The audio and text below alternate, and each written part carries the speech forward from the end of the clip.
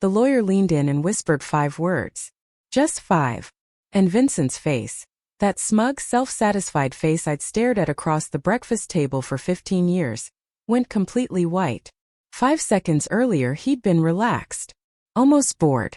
One arm draped over the chair beside him, ankle crossed over his knee, wearing that familiar look of confidence he always had when he thought he was winning. Then the words landed.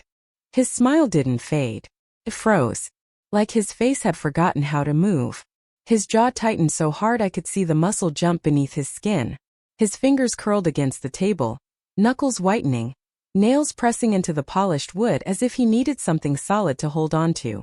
The papers he'd been so eager to sign started shaking, just slightly at first, then more, like leaves caught in a sudden storm, and then his foot began to move. A small nervous twitch at first, easy to miss, but it didn't stop. Sped up, sharper, faster, like his body had reacted before his mind could catch up. For the first time in 3 years I smiled. Not a big smile, not a triumphant one, just a quiet curve of my lips, the kind you make when something finally clicks into place. Across the room Vincent wouldn't look at me. His eyes stayed fixed on the judge's bench, his breathing shallow, uneven, like the air around him had suddenly thinned. This was the same man who once told me I was nothing without him. The same man who was so sure I'd crumble the moment he decided our marriage was over. But I'm getting ahead of myself. Because to understand how we got here, how a woman everyone thought had lost her mind actually played the longest, most patient game of her life, you need to go back. This didn't begin in a courtroom. It started years earlier, inside a marriage where I slowly disappeared while everyone applauded his success. My name is Claire. I'm 34 years old. And until the day my lawyer whispered those 5 words, I hadn't smiled in a very long time. The courtroom smelled faintly of old paper and cleaning solution. The benches were uncomfortable, the lighting too bright. Everything about the room felt exposed, like there was nowhere to hide. I sat upright, hands folded neatly in my lap, calm on the outside. Inside my heart was steady, surprisingly steady, because I wasn't afraid. I'd already survived the worst part. Across the aisle, Vincent's mother leaned in close to him now, whispering urgently. Her lips were tight, her eyes sharp with confusion. 2 seats behind them, the woman he'd moved on with sat rigid, arms crossed, irritation written plainly across her face. This wasn't how today was supposed to go. This was meant to be quick, clean, final. He was supposed to walk out with everything. That had been the plan months earlier, when he told me he wanted a divorce the way someone cancels a service they no longer need. No warning, no discussion, just paperwork slid across the table and a list of demands so aggressive they left me breathless. At the time he looked relieved, almost excited. I looked broken. That was part of the performance. The judge cleared her throat and flipped through the documents. The room settled into silence. My lawyer leaned back in his chair, composed, hands folded, like a man who already knew how this would end. Vincent swallowed hard. I could see him replaying the last few minutes in his head, searching for the mistake. The exact moment something had gone wrong. Because until then, everything had gone exactly the way he planned. He underestimated me. Everyone did. That's the thing about being underestimated. Gives you time. Time to listen. Time to observe. Time to prepare. I learned early on that the loudest person in the room is rarely the one in control. Real power is quiet, patient, willing to wait. So when my lawyer whispered those 5 words, it wasn't a surprise. It was confirmation. Confirmation that every dismissal, every insult, every decision he made without me had led us right here. Confirmation that the woman he believed was weak had been watching the entire time. As the judge continued reading, Vincent's breathing grew uneven. His lawyer leaned toward him now, whispering urgently, flipping through papers with trembling hands. I didn't move. I didn't need to, because the long game was finally over. And the truth was about to surface. Not through shouting, not through revenge, but through the very thing he believed would destroy me. The paperwork. If you want to understand how a man like Vincent lost everything in a single afternoon, you have to go back to the beginning. To who I was before him. To how I became invisible. And why that invisibility turned out to be the biggest mistake he ever made. Before him, I was already standing on my own. That's the part people tend to miss. My name is Claire, and before I became someone's wife, someone's support system, someone's background, I was 21 years old and working full-time at a mid-sized law firm downtown. I wasn't a lawyer. I didn't need to be. I handled numbers, calendars, files no one wanted to touch because they required patience. I noticed patterns other people overlooked. I remembered things, small things, dates, discrepancies, who said what and when.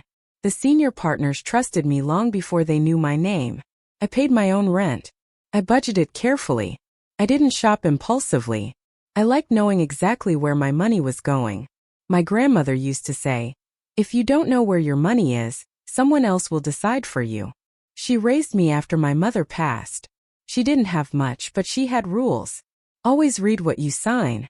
Always keep something that's just yours. And never assume love means safety. I met my husband at a networking event I almost didn't attend. A colleague insisted. He was older than me, confident, polished in a way that felt impressive at the time. He listened, or at least he appeared to. He asked questions. He laughed easily. He talked about ambition like it was a shared language. When he spoke about his future, it sounded solid, predictable, safe. I mistook certainty for character. We moved fast, faster than I would now, but at the time it felt flattering, like I had been chosen. He told me I was different, smarter than most people. "You see things," he said. "That's rare." When he proposed, he framed it like a partnership. "We'll build something together," he said. I believed him. Marriage changed the pace of my life quietly. Not all at once. Not dramatically. Just enough that I didn't notice the shift until it was already done. When I got pregnant, he called it perfect timing. He said his career was about to take off, and that I wouldn't need to work much longer anyway. "Why stress yourself?" he said. "Let me handle things." It sounded generous, protective. I agreed to reduce my hours. Then I agreed to quit. It wasn't framed as a demand. It never is at first. It was presented as logic, efficiency, love. "You're better with details," he said. "You'll help me more this way." So I did. First, I told myself it was temporary, that once things stabilized, I'd go back. But the more involved I became in his work, the harder it was to separate where he ended and I began. I managed schedules, organized meetings, balanced early finances, smoothed over conflicts, remembered names, prepared him before events, fixed problems before he even knew they existed. And slowly, without ceremony, my work stopped being seen as work at all. It became expectation. When people praised him, he accepted it without hesitation.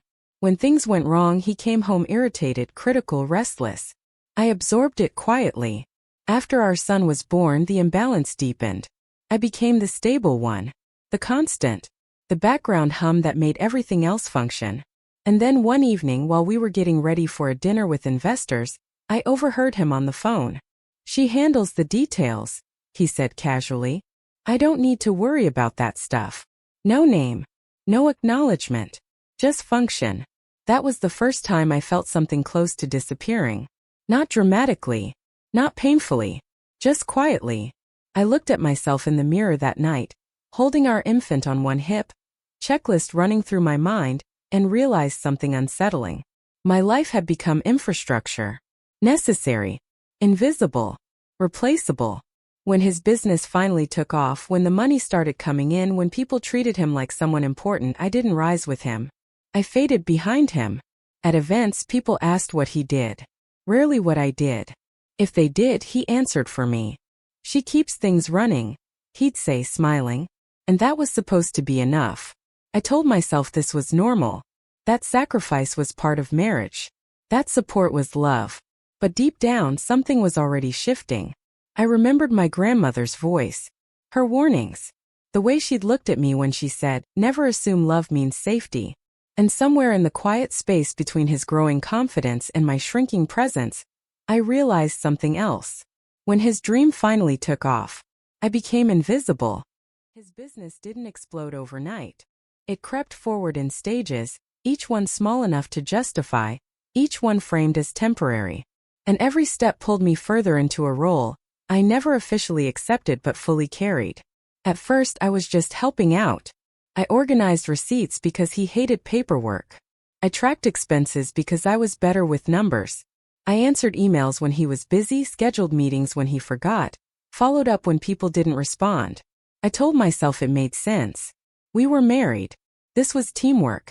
But soon, helping became managing. I built spreadsheets that tracked cash flow because no one else was doing it. I flagged late payments before they became problems. I negotiated with vendors. I reminded him of deadlines he never remembered on his own. When he landed new clients, I prepared the briefs. When deals closed, I organized the documents. When something went wrong, I was the one quietly fixing it before it reached him. He started calling me from meetings to ask questions he should have known the answers to. What did we agree on for that rate? When is that payment due again? Can you handle this? I'm tied up. And I always did. There was no title, no paycheck, no acknowledgement, just expectation. At events, people congratulated him, shook his hand, complimented his vision.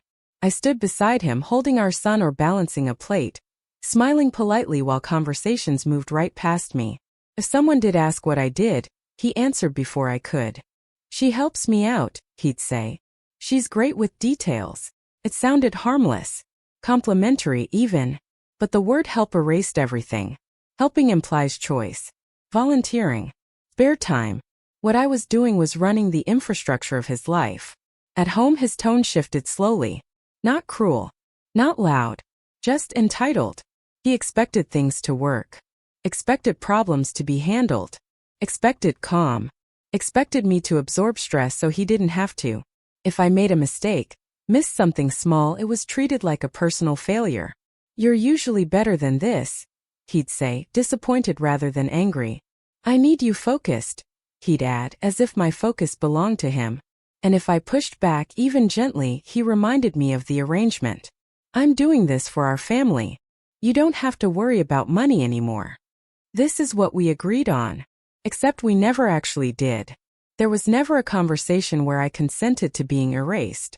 But the more his business grew, the more my contributions became invisible, even to him. Success does that to people. It convinces them they earned everything alone. I noticed it first in the way he spoke about the company. My clients. My accounts. My numbers. Never our. Never we. And slowly he stopped asking for my input. He just assumed it would be there. Like electricity. Like running water. Reliable. Unseen. His mother noticed before I did. She praised him constantly. His drive. His ambition. His sacrifice. And when she looked at me, it was with a soft smile that never reached her eyes. You're lucky, she said once. Not every woman gets to stay home while her husband builds something. Lucky.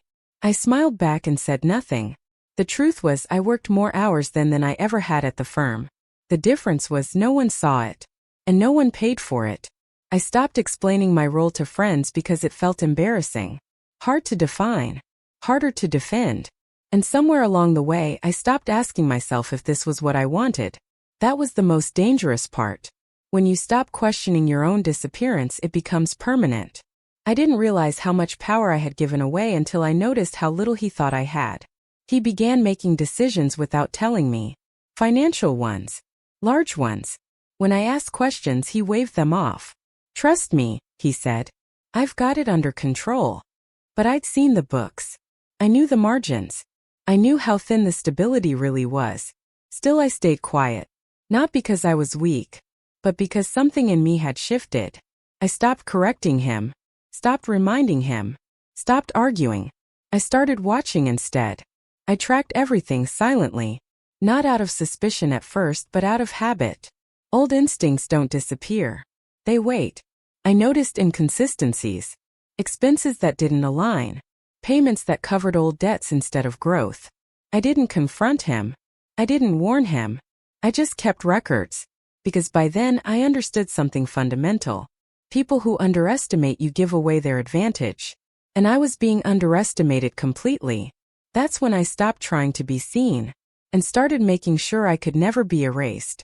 He didn't raise his voice when he told me. That was the first thing that made it feel unreal. We were standing in the kitchen. The same one where I'd balanced invoices on the counter and helped him rehearse pitches late at night. The dishwasher was running. Our son was in his room doing homework. Everything looked normal. He leaned against the counter, arms crossed like this was a business discussion. "I think it's best if we separate," he said. "Not we need to talk. Not I'm unhappy. Just a conclusion. Already decided." I remember blinking once slowly like my brain was buying time. "What do you mean?" I asked even though the words were clear. He exhaled, irritated. Not at the situation but at the delay. "This isn't working anymore," he said. "I've outgrown it. We both have." Outgrown me, he meant. He didn't say it, but he didn't need to. Then he started listing things. Logistics. Practicalities. The way someone talks when they've rehearsed. He wanted the house. The business, obviously. Primary custody. For stability. He said he'd make sure I was okay. As if that was generous. I asked him if there was someone else. He hesitated just long enough to be insulting. "That's not relevant," he said. "This isn't about that." That's when I knew this wasn't sudden. This was execution. He pulled out a folder from his bag. A neat one. Tabbed. Organized. Divorce papers. Already prepared. His lawyer's name printed neatly at the top. I felt something hollow open in my chest. Not pain exactly, more like vertigo. "How long?" I asked. He didn't answer directly. "Long enough to know this is the right decision," he said. "Long enough to plan. Long enough to protect himself. Long enough to make sure I was unprepared." He talked about assets like they were trophies he'd earned alone. "The company is mine," he said. "You weren't officially employed." Officially. I almost laughed. Almost. Then he said something that shifted the room completely. "I'll need you to move out fairly quickly," he added. "This situation isn't good for our son." Our son. As if I was the instability. As if I hadn't been the one holding everything together while he built his future.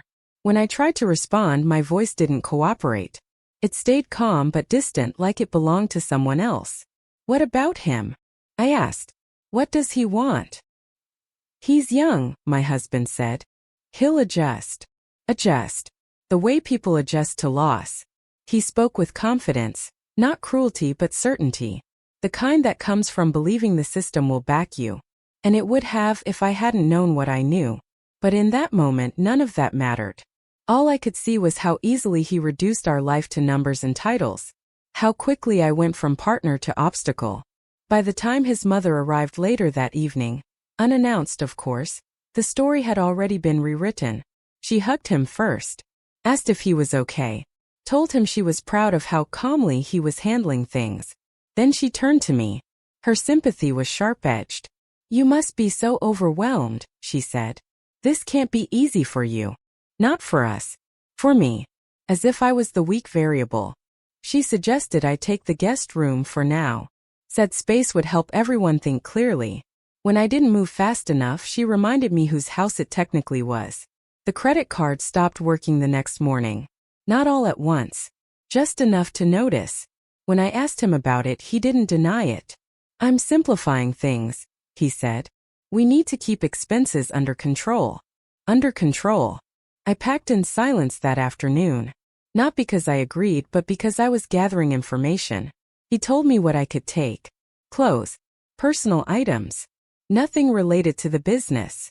I used garbage bags because it felt appropriate. Because it matched how disposable I suddenly was. Our son watched from the doorway, confused and quiet. I smiled at him. Told him it was temporary. That we were just figuring things out. That was the only lie I told. That night, alone in the guest room, I finally cried. Not because I missed him, but because I saw how thoroughly I'd been written out. And yet, beneath the grief, something colder was forming. Clarity. He thought this was the end. What he didn't understand was that by moving this fast, by showing his hand so confidently, he'd made a mistake. Because while he believed I had nothing, I was already holding something far more dangerous. The truth. And that was just the beginning. I thought I understood humiliation. I was wrong.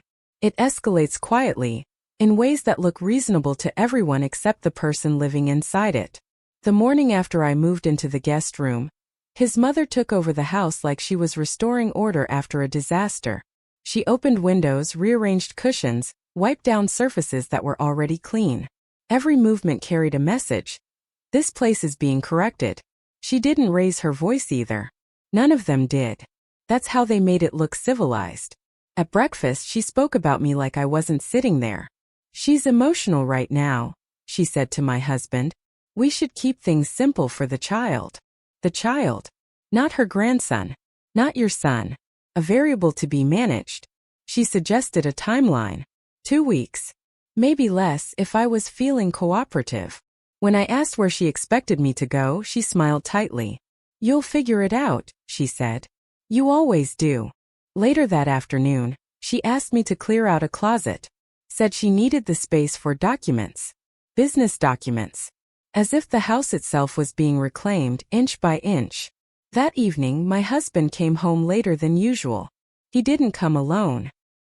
He introduced her like a formality he'd already rehearsed. "This is Claire," he said. "She's someone I've been seeing." She stood beside him, comfortable. Not apologetic. Not surprised. She wore my sweater. Not literally mine, but the kind I used to wear. Neutral colors. Soft fabric. Something safe. "I hope this isn't awkward," she said, smiling at me. "I didn't realize I'd be here so soon." Soon. As if timing was the only issue. My mother-in-law acted relieved, like a missing piece had snapped into place. "Well," she said, clapping her hands once, "life moves forward." That was the phrase she used whenever someone else lost something. Claire avoided my eyes, but not in shame. In calculation. She was taking inventory. The house. The dynamics. The way my husband leaned toward her when he spoke. Later, I overheard them talking in the living room. They didn't lower their voices. "She's being reasonable so far," my husband said. "That won't last," his mother replied. "They never are. Never are." Like there was a type. Like I was predictable. That night, I tried to buy groceries on my way home from picking up my son. The card declined. I stood there longer than necessary, waiting for the cashier to say something else. To fix it. To realize it was a mistake. She didn't. I paid with the last cash I had in my wallet and walked out with half of what I needed. When I texted my husband, he responded quickly. "I told you," he wrote. "I'm streamlining finances until things are settled." Streamlining. I stared at the word for a long time. When I asked how I was supposed to cover basics, he replied, "We'll discuss support later. Don't make this harder than it needs to be." As if survival was a negotiation tactic. A few days later, he handed me a list. Items I was allowed to take when I left. Clothes. Toiletries. Personal documents. Not the laptop I used for years. Not the files. Not the backups. "Those belong to the business," he said. The business I built beside him.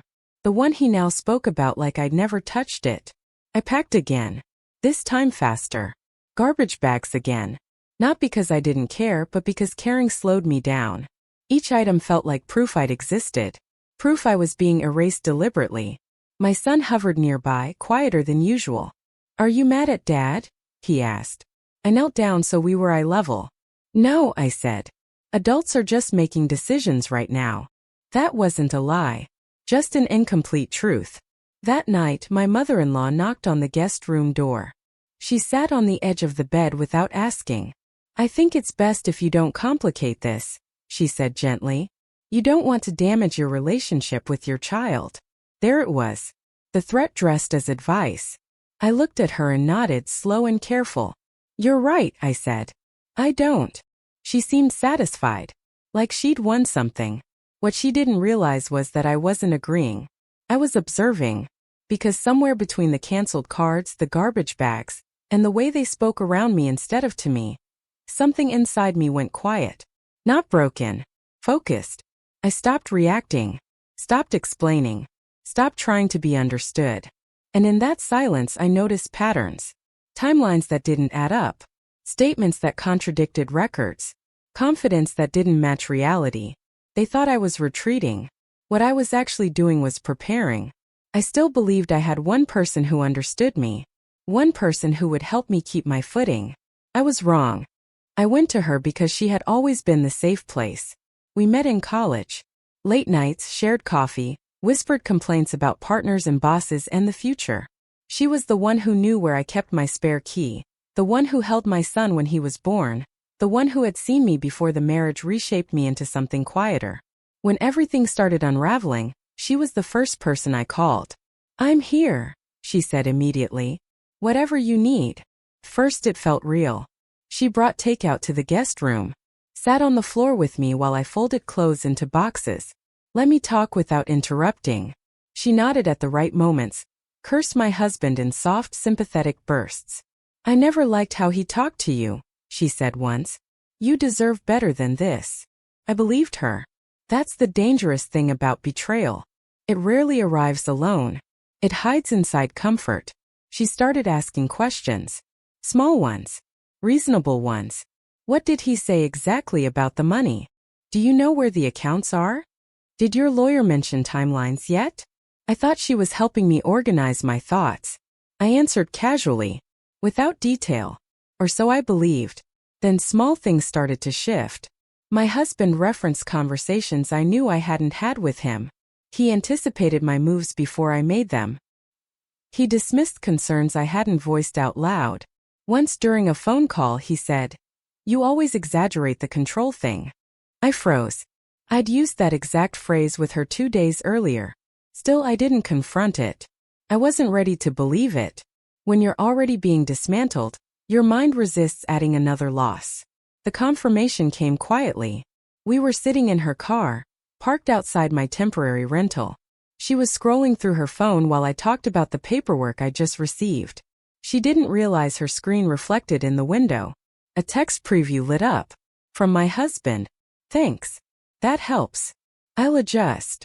My voice stopped mid-sentence. She noticed my silence too late. "Oh," she said, locking her phone. "Too fast. Too smooth. Sorry. Work thing." I didn't ask. Not yet. That night I replayed every conversation. Every detail I'd shared. Every moment she'd reassured me while quietly transferring information to the person dismantling my life. The next time we spoke I tested it. I mentioned a fake appointment. A meeting that didn't exist. Dropped it casually like it didn't matter. 2 days later, my husband warned me not to waste money on consultants. I didn't tell her what I knew. I let her keep talking. She framed it as concern. "I just don't want you blindsided," she said. "He's smarter than you think." That was the line that did it. Not because it was insulting, but because it revealed her alignment. She didn't see me as someone navigating a crisis. She saw me as someone who needed managing. Just like they did. Later I found out how it happened. He'd reached out to her early. Painted himself as worried. Confused. Afraid for his son. Afraid for me. He told her I was unstable. Emotional. That I needed guidance. And she believed him. Or maybe she liked being needed. Being central. Being important in someone else's collapse. Either way, she chose proximity to power over loyalty. The worst part wasn't the information she shared. It was the way she looked at me afterward. Like she was already grieving the version of me she thought I'd be when this was over. Smaller. Grateful. Dependent. I stopped telling her anything real. I let her keep thinking she was inside my head. That distance gave me clarity.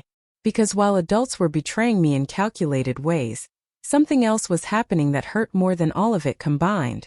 My son was changing. He used to tell me everything. Small things. Big things. Half-formed thoughts that only come out when a child feels safe. Now he hesitated. He asked questions that didn't sound like his own. "Dad says you're mad all the time. Dad says you don't want us to be a family anymore." I watched him pull inward like he was trying to solve a problem too big for him. One night he asked, "Are you going to take Dad's money?" That's when I understood the real battlefield. They weren't just dismantling me financially or socially. They were rewriting me. And I couldn't afford to lose that story. Losing dignity is survivable. Losing reputation can be repaired. But losing your child's trust? That changes you. That was the moment I stopped reacting emotionally altogether. Not because I didn't feel anything, but because feeling couldn't be the driver anymore. Strategy had to be. That's when the audience usually thinks the plan begins. But the truth is, the plan had already started years earlier. I just hadn't realized yet how necessary it would become. My son didn't change all at once. It happened in inches. In pauses. In the way his eyes started checking the room before he spoke. First, I told myself it was the divorce. Kids pull back. Kids get quiet. Kids protect themselves in ways adults don't always see right away. But this wasn't just sadness. This was alignment. He began repeating phrases that didn't sound like him. Adult language, flattened and rehearsed, like he was reading from a script he didn't understand. Dad says you're making things harder than they need to be. Dad says we wouldn't have to move if you just agreed. He said these things gently, almost apologetically, like he didn't want to hurt me but felt responsible for delivering the message. I never argued with him. That was important. I didn't correct him. I didn't counter with my own version of events. I didn't ask where he heard it. I just listened. And every time I felt something inside me tighten, because I knew what was happening. My husband wasn't just negotiating assets. He was negotiating loyalty. He framed himself as the stable one, the reasonable one, the parent who wasn't rocking the boat. And he framed me as the obstacle. One evening, while I was helping my son with homework at the kitchen table, he looked up suddenly and asked, "Why do you want to take Dad's house?" I froze for half a second, just long enough to choose restraint. "I don't want to take anything," I said carefully. "I want us to be okay." He frowned. "Dad says you want more than your share." There it was. The language of adults. The math of resentment. That night, after he went to bed, I sat on the floor of my bedroom and let myself cry for the first time in weeks. Quietly. Into my sleeve. Like the sound itself might cost me something.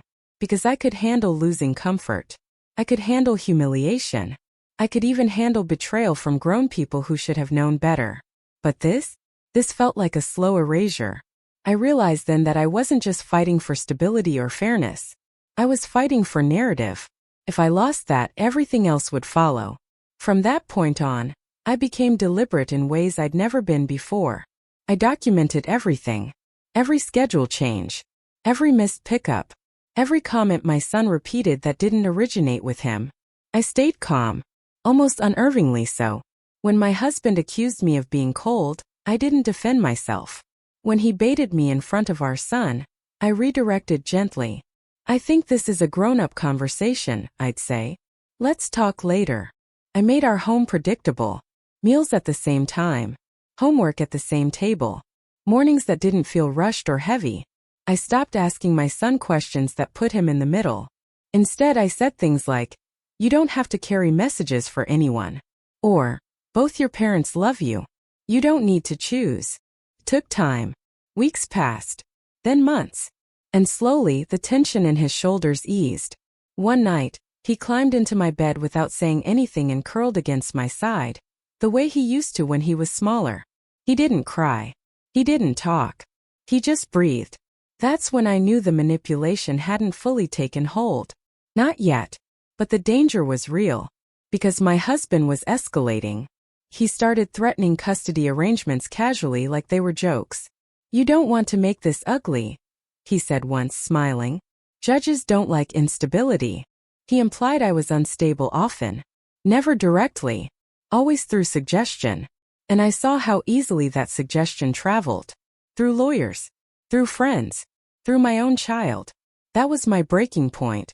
Not an explosion. Not a confrontation. A decision. I realized something critical then. Reacting would cost me everything. Preparation wouldn't. That's when I stopped seeing the divorce as an emotional event and started treating it like a long-term strategy problem. I went back through years of documents, bank statements, credit reports, old emails, things I had handled casually before, assuming transparency where there was none. Patterns emerged. Small inconsistencies, balances that didn't align, payments that didn't match income. I didn't panic. I traced. And what I found rewrote everything I thought I knew about our marriage. Because the image he was presenting, stable, successful, generous, didn't match the numbers. At all. The house wasn't fully owned. The business wasn't solvent. The lifestyle was leveraged to the edge. And suddenly, his urgency made sense. Why he wanted speed. Why he wanted compliance. Why he wanted me disoriented and quiet. I didn't confront him. I didn't tell my lawyer yet. I didn't tell anyone. I kept smiling politely, kept attending mediation sessions like I was barely holding myself together. And when my son asked if everything was going to be okay, I looked him in the eye and said, yes. Not because I knew how yet, but because I knew I wouldn't move without certainty again. That night after he fell asleep, I opened my laptop and started organizing everything into folders. Dates, amounts, sources. For the first time since the divorce bomb dropped, I felt something solid beneath my feet. Not hope, clarity. And clarity, I was learning, was far more dangerous.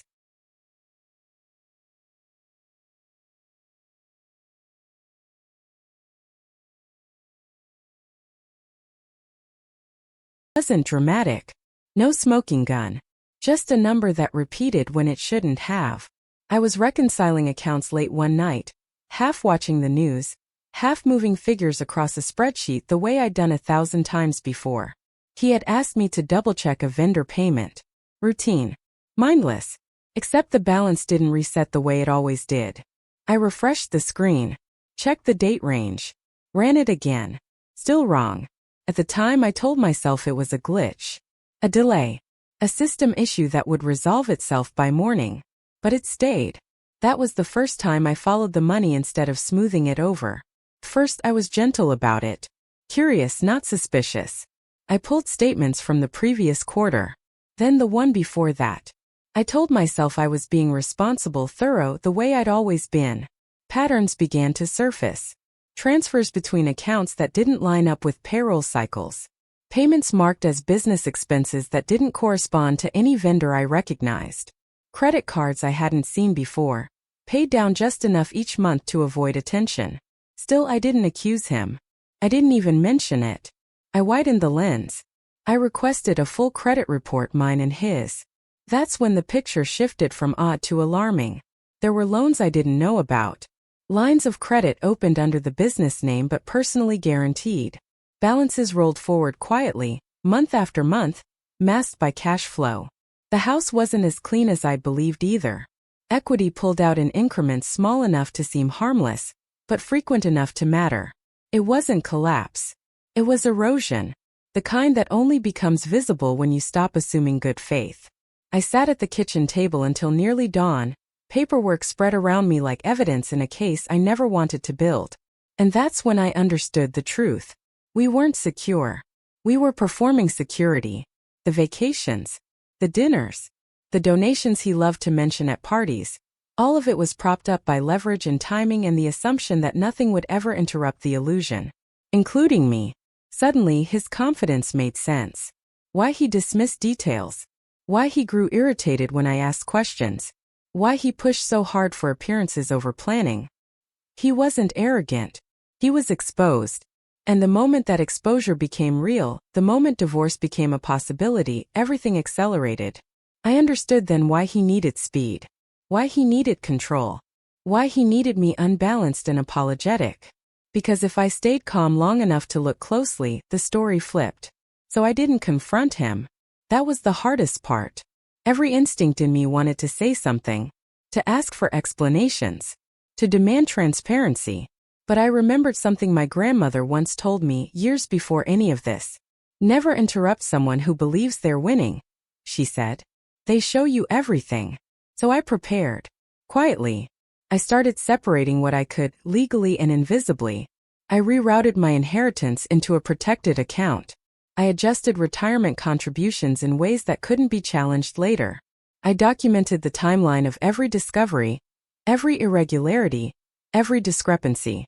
I backed everything up in 3 places. Not dramatically. Methodically. I learned the difference between assets and liabilities the way divorce courts define them, not the way people talk about them at dinner. I stopped reacting emotionally to his spending. Let him upgrade things. Let him maintain the image. Every charge told a story, and I was collecting chapters. By the time he asked for the divorce, by the time he sat across from me, cool and rehearsed, telling me how he wanted to handle this cleanly, I already knew what he was going to demand. Everything. And I already knew what it would cost him. What surprised me wasn't his cruelty. It was his certainty. He truly believed I had no leverage. That I was dependent. That I would panic and beg and trade dignity for safety. And I let him believe that. I let my voice shake in meetings. I asked questions that made me sound confused. I let his lawyer talk over me without pushing back. When they proposed that he take the house, the business, the debts, I didn't argue. I nodded. When they suggested I start fresh with very little, I thanked them for the clarity. Inside I was steady, because I knew something they didn't. He thought he was taking assets. He was accepting liabilities. And the moment he signed for all of it, the clock would start ticking. I wasn't playing for revenge. I was playing for survival, mine and my son's. And survival doesn't require noise. It requires patience. That was the secret. Not anger. Not brilliance. Not luck. Preparation. When I finally hired my own lawyer, I didn't walk in crying. That surprised her. I came in with a folder. Tabs. Dates. Copies. A timeline so clean it almost looked boring. She glanced at me once, the way people do when they've already decided who you are, then started explaining things slowly, carefully, like I might break if she used the wrong word. I let her. I told her what he wanted. The house. The business. The accounts. Full custody, leverage. I told her I just wanted it to be over. She nodded sympathetically, said words like amicable and closure, warned me that I didn't have much bargaining power if I wanted to move quickly. Then she opened the folder. The first few minutes she skimmed. Professional. Detached. Then she stopped flipping pages. She went back. Read something again. Her posture changed, not dramatically, just enough. She leaned forward, picked up a pen, made a note in the margin. "Where did you get this?" she asked, not looking up. I told her the truth. That I'd been handling the books for years. That I knew what was normal. That I'd noticed what wasn't. She didn't say anything for a long moment. Then she exhaled slowly and said, "He thinks he's winning." It wasn't a question. She explained it to me without condescension, without theatrics. The way someone speaks when they realize the game is already decided. On paper it looked like he was offering me nothing. But when you shifted perspective, when you stopped seeing the business as prestige and started seeing it as exposure, the picture inverted. Debt disguised as growth. Obligations buried in confidence. Guarantees signed without safeguards. "He's asking to keep all of this," she said carefully, tapping the page. "Do you understand that?" I nodded. "Yes." "And you're willing to let him?" "Yes." That's when she looked at me. Really looked. Not with pity. With respect. She started outlining the strategy, but I already knew most of it. Let him claim everything. Let him insist. Let him believe his confidence was proof. Assets come with responsibility. Liability doesn't disappear just because someone smiles through it. The key wasn't to fight. It was to document consent. Make sure every waiver was airtight. Every signature clean. Every acknowledgement explicit. No appeals later. No confusion. She paused once and said, "You know this will hit him fast." "I know," I replied. "And you're okay with that?" I didn't answer right away. I thought about the way he'd spoken to me when he told me I was replaceable. The way he'd talked about our child like an inconvenience. The way he'd already decided I deserved less. "I'm okay with reality," I said finally. After that, everything became procedural. Mediation dates. Drafts. Revised drafts. His lawyer grew more impatient each time. He wanted closure, momentum, the satisfaction of victory. He started pushing harder. So did his mother. She made comments about generosity. About how lucky I was he was being fair. She said things like, "This is the best you can expect," with a tight smile. I thanked her. The girlfriend, new, confident, eager, encouraged speed. She wanted the house cleared. The future unlocked. She didn't want delays. I nodded along. I asked for small things. Time with my son. A little flexibility. Nothing that slowed the main objective. They mistook my calm for defeat. The waiver they slid across the table came with warnings. Pages of them. Bold text. Legal language meant to scare people into hesitation. My lawyer glanced at me once. I signed anyway. His lawyer looked almost surprised. Then pleased. They thought the story ended there. They didn't know the agreement included everything, including what they hadn't bothered to fully understand. I left that room quietly. No shaking hands. No speeches. Just paperwork filed, clock started, consequences queued. By the time they realized what he'd actually taken on, it would already be too late to renegotiate. All that was left now was the performance.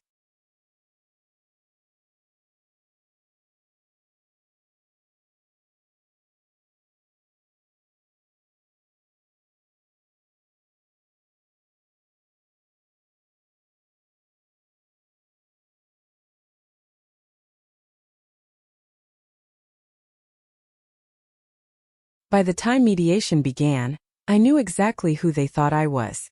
A woman worn down by stress. A mother desperate to keep the peace. Someone who would fold if pushed just a little harder. I let them believe it because belief is a powerful thing when it's pointed in the wrong direction. I arrived early every time. Sat quietly. Hands folded. Eyes lowered when necessary. I spoke softly, asked careful questions and apologized more than I needed to. Not excessively, just enough to reinforce the picture they'd already drawn. He, on the other hand, grew louder, more confident, more animated. He leaned back in his chair, arms crossed, explaining his sacrifices. His lawyer echoed him, smoothing the edges, translating arrogance into professionalism. Together they painted a story where he was generous and I was lucky. I didn't interrupt. When they talked about the business, I nodded like it was all too complicated for me. When they spoke about future earnings, I looked uncertain, as if numbers made me nervous. When they insisted I couldn't possibly manage on my own, I agreed. I just want stability, I said once quietly. For my son. That sentence worked like a charm. It made me seem small, reasonable, harmless. His mother attended one session and made sure to sit close to him. She watched me with open disdain, correcting details, emphasizing how much he'd built by himself. She smiled when I asked for very little, as if my restraint proved her assumptions right. The girlfriend didn't bother hiding her impatience. She whispered to him constantly, checked her phone, sighed dramatically whenever I asked for clarification. She wanted this over. Wanted the prize handed to her, wrapped neatly in signatures. I helped her. Every time they pushed, I stepped back. Every time they demanded, I conceded strategically. I let go of things that didn't matter so the things that did would slip through untouched. My lawyer barely spoke. When she did, it was brief, technical, non-threatening. They thought she was weak too. At one point, his lawyer leaned forward and said almost kindly, "You understand that once this is signed, there's no going back." I swallowed, looked down at my hands. "Yes," I said. "I understand." He smiled. The arrogance in the room was almost palpable. They were already celebrating, already rearranging furniture in their minds, already dividing up a future that existed only on paper. No one noticed how carefully the clauses were worded, how specific the language was, how responsibility was transferred alongside ownership, cleanly and completely. When the final draft was placed in front of me, my hands shook just enough to look real. I paused at one paragraph longer than the others. My lawyer cleared her throat softly. A subtle warning perfectly timed. "Are you sure?" she asked. Everyone leaned in. This was the moment they thought I would crack. I took a breath. Then another. Let my eyes gloss slightly, the way they do when someone is fighting emotion. "I don't want to fight anymore," I said. "I just want peace." That sealed it. They urged me gently, reassured me, told me I was doing the right thing, that I'd thank myself later, that this was generous, even kind. I signed. The pen felt heavier than it should have, but my hand was steady. One page after another. Initials. Dates. Consent acknowledged. Warnings accepted. When I slid the final document back across the table, he didn't even try to hide his satisfaction. He shook his lawyer's hand. His mother squeezed his arm. The girlfriend smiled like someone who had just won a race she believed she'd always deserved to win. I stood up slowly, collected my bag, smiled once, small, polite, forgettable. No one stopped me. They were too busy congratulating each other. What they didn't understand was that arrogance makes people careless. It convinces them they don't need to read closely, because they're sure of the ending. By the time we reached the final hearing, The script was already locked in. The judge reviewed the agreement, asked the standard questions, confirmed consent, confirmed understanding, confirmed there was no coercion. I answered calmly, clearly, without hesitation. He did too, confidently, even proudly. When the judge signed off, it felt almost anticlimactic. No dramatic music. No raised voices. Just a stamp, a nod, and a future set into motion. He looked at me once on the way out. Smug. Relieved. I returned the look, neutral and composed. Inside, I felt nothing like victory. What I felt was precision. The quiet satisfaction of knowing the truth didn't need an audience. The performance was over. Now, all that remained was consequence. The courtroom was smaller than I expected. No grand marble columns. No dramatic echoes. Just rows of wooden benches, muted light, and a judge who looked like she'd seen every version of human confidence collapse into regret. I arrived early again. Sat in the same place. Same posture. Same calm expression. If anyone had been watching closely, they might have noticed how still I was, not frozen, just settled. Like someone who already knew how this would end.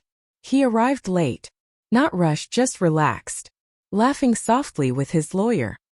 His confidence had solidified into something heavier now, almost indulgent. The kind that comes from believing you've already won. The girlfriend sat behind him this time. Dressed sharply. Alert. Her eyes kept scanning the room, as if she expected applause. His mother sat beside her, whispering reassurances. Straightening his jacket. Reminding him who he was. No one looked at me. That was fine. The judge entered. Everyone stood. Everyone sat. Formalities followed. Names confirmed. Documents referenced. The agreement summarized aloud, clause by clause. As the judge spoke, I watched his face, not closely, just enough. First, nothing changed. He nodded along. Smiled faintly. Adjusted his cufflinks. This was procedural in his mind. Just a necessary step before moving on with his life. Then the judge paused. She flipped a page. Adjusted her glasses. And to confirm, she said evenly, you are accepting full ownership of the business entity, including all associated assets and liabilities, as outlined in Appendix C. Yes, he said quickly. That's correct. His lawyer nodded too, confident. The judge continued. That includes all outstanding debts, personal guarantees, deferred obligations, and contingent liabilities, both disclosed and undisclosed at the time of filing. There it was. Not loud. Not dramatic. Just precise. He shifted in his seat for the first time. Yes, he repeated a little slower. That's what we agreed to. The judge nodded and turned the page again. She began reading numbers. At first they didn't seem to land. Figures tend to do that. Float harmlessly when you don't understand what they're attached to. But as she continued, something subtle happened. His smile faded. Not all at once. Just at the corners. Like a structure losing support beam by beam. The judge referenced loans tied to the business. Then credit lines. Then personal guarantees. Then outstanding balances that had been deferred, rolled over, or quietly expanded over time. Each one confirmed. Each one legally his. His lawyer leaned forward. Your Honor, she interrupted carefully. I believe there may be some confusion regarding. The judge raised a hand, not unkindly. I'm reading directly from the agreement both parties signed, she said. If there's an error, you're welcome to clarify. The lawyer glanced at the document. Then again. Her pen stopped moving. She read faster now. Lips tightening. That was when his breathing changed. Shorter. Sharper. He leaned toward her and whispered something urgently. She didn't respond right away. Just kept reading. The girlfriend stopped smiling. She leaned forward too, trying to see the paperwork from where she sat. Her brows furrowed. She whispered his name. His mother's face went pale. But, his lawyer said, then stopped herself. Cleared her throat. Your Honor, may we have a moment? The judge looked at her. Looked at him. Looked at me. You've already had several months, she said calmly. We're finalizing today. Silence followed. Heavy and absolute. That was when it happened. His lawyer leaned in close and whispered something into his ear. Just 5 words. I didn't hear them. I didn't need to. because his reaction said everything. His posture collapsed, as if someone had cut a wire holding him upright. His hands gripped the table. His face drained of color so quickly it was almost alarming. "No," he whispered. Then louder. "No, that's not." The judge looked at him steadily. "Is there a problem?" He opened his mouth, closed it, looked at his lawyer again, desperation flashing now where arrogance had lived just minutes earlier. She didn't meet his eyes. The judge finished signing. "The agreement is enforceable," she said. "Court is adjourned." The sound of the gavel was soft, unremarkable, but something inside him shattered at that exact moment. The girlfriend stood abruptly. "What does that mean?" she demanded, voice sharp. "What does that mean for us?" No one answered her. His mother reached for him, whispering frantically, asking questions no one could undo.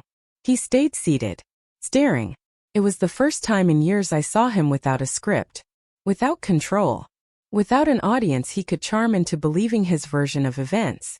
As people began to file out, the judge glanced at me once. Just once.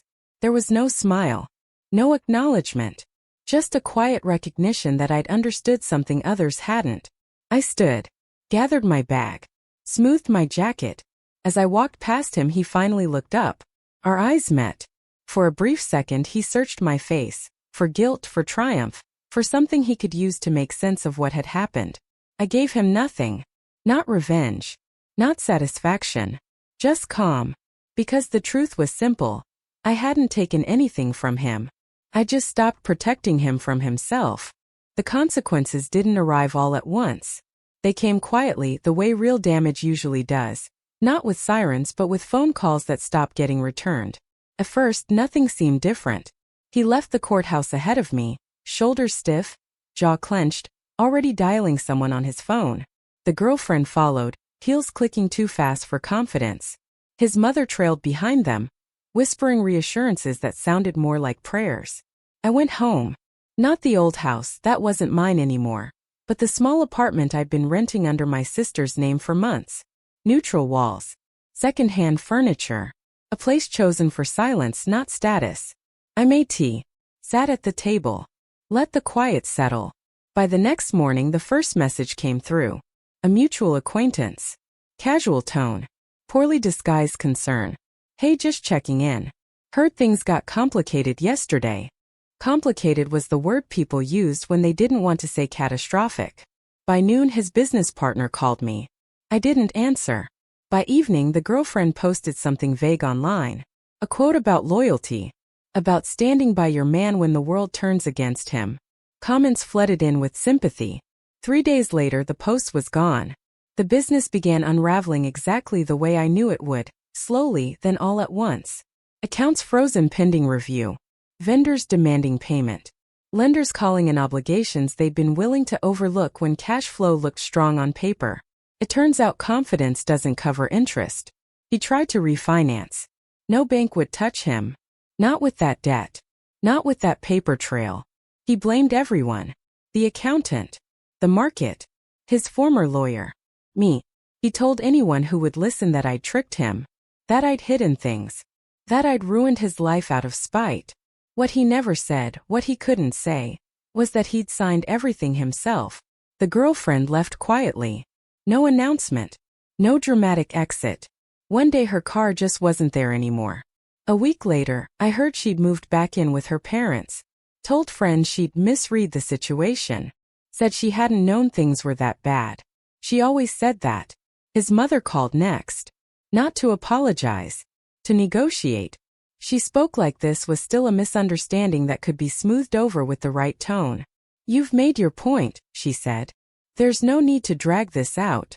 I let her talk. She offered compromise. Suggested revisions. Asked if I'd consider being reasonable. I told her the agreement was final. She went quiet for a moment. Then her voice hardened. "You know," she said, "this didn't have to end like this." I agreed with her. And that was the last time we spoke. The friend, the one who'd fed him information, tried to reach out too. A long message. Emotional. Defensive. She said she'd been manipulated. That she'd only wanted to help. that she'd never meant for things to go this far. I didn't respond. Some explanations arrived too late to matter. Within months, the business folded. Officially, it was restructured. Unofficially, it collapsed under the weight of obligations no one had been paying attention to. Employees left first. Then clients. Then partners. The illusion of success evaporated the moment it had to stand on its own. He moved out of the house shortly after. Couldn't afford it anymore. Too many liens. Too many notices taped quietly to the door. I heard he downsized to an apartment not far from mine. I never saw him. What I did see was my son. First he was confused. Guarded. Carrying questions he didn't know how to ask without betraying someone. I didn't rush him. I didn't explain. I just stayed consistent. I showed up. On time. Every time. I listened when he spoke. I didn't interrupt when he defended his father. I didn't contradict him when he repeated things he'd been told. Children don't need counterarguments. They need stability. One evening months later he asked me a question out of nowhere. Did you plan it? I didn't pretend not to understand. Yes, I said gently. I planned to protect us. He thought about that for a long time. Then he nodded. That was it. No tears. No accusations. Just understanding settling into place. That was the moment I knew I'd won the only thing that mattered. Everything else, the money, the collapse, the silence, was just noise. The last update I heard about him came through a neighbor. Bankruptcy filings. Court dates. A job that paid less than half of what he used to make. No girlfriend. No empire. No audience. Just consequences. I didn't celebrate. I didn't gloat. I felt something quieter than satisfaction. Relief. Because the truth is, I never wanted revenge. I wanted freedom. And I wanted my son to grow up knowing that dignity doesn't come from dominance. It comes from clarity. The new beginning didn't look like victory. It looked small. A one-bedroom apartment with a view of a brick wall. And a laundromat sign that flickered at night. Morning light that came in sideways. A couch that sagged in the middle. Dishes that didn't match. It was perfect. For the first time in years, every sound in the space belonged to me. No tension hiding in the walls. No footsteps I had to interpret. No performance required. I slept better than I had in a decade. Not longer, deeper. I went back to work quietly. Not to impress anyone. Not to rebuild an image. Just to earn steadily and honestly on my own terms. I didn't chase prestige. I chose stability. I took a short-term contract with a firm that needed someone to organize a mess they couldn't admit they had. Nothing glamorous. Spreadsheets. Timelines. Compliance. The kind of work that doesn't get applause but keeps everything standing. They noticed. They always do. My first permanent client came from that contract. Then a referral. Then another. Slowly my calendar filled. No announcements. No reinvention speech. Just momentum. My son adjusted faster than I expected. He liked the apartment. Liked that we cooked together. Liked that the fridge held food we chose. Not food meant to impress guests who never came. Sometimes we ate on the floor, backs against the couch, laughing at shows neither of us pretended were educational. Peace, I learned, is not dramatic. It's consistent. One night while I was sorting mail, I found an old envelope wedged between two magazines. My handwriting on the front. His name. I didn't open it. I didn't need to. I knew what it was, a draft apology I'd written years earlier, back when I still believed misunderstanding was the problem. I threw it away. Not out of anger. Out of accuracy. The calls stopped completely after that. No more updates through friends of friends. No more whispered news. His life moved on without intersecting with mine. That was the real ending. Not closure. Separation. I learned something important in that quiet stretch of time. Power doesn't always announce itself. Sometimes it waits. Watches. Documents. Prepares. Sometimes it looks like patience and gets mistaken for weakness. I stopped correcting people when they underestimated me. Let them. I stopped explaining my past. It had already served its purpose. The future didn't need it. The day I signed my first independent lease, I bought myself something small. Nothing symbolic. Nothing flashy. Just a blue mug I liked. I drank my coffee from it every morning. That was my victory ritual. Ordinary. Repeated. Mine. If there's one thing I want you to take from this, it's this. If someone benefits from you believing you're powerless, they will work very hard to keep you confused. Clarity is dangerous to people who rely on control. Patience is threatening to people who rush. And quiet preparation will always outlast loud confidence. You don't have to prove anything. You don't have to warn anyone. You don't even have to be believed. You just have to be ready.